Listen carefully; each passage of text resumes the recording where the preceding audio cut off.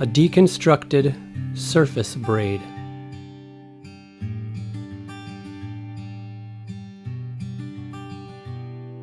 I'm going to take a section of hair from each side of the head, just above the ear, and just pull it back to just behind the ear. I'll use the skull to find these sections. I'm going to create a fishtail braid. I'm going to pull a piece from the right and combine it into the left. Pull a piece from the left, combine it into the right. And I'm just going to continue that pattern as I work down the hair.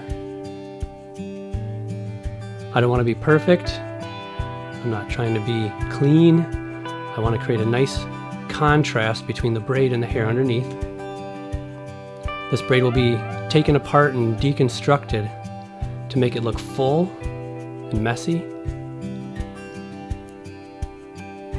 So be relaxed as you work down the braid.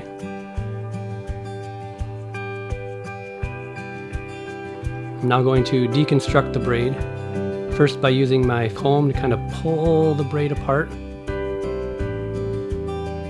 The bigger pieces will make bigger braids, the smaller pieces will create a more deconstructed look.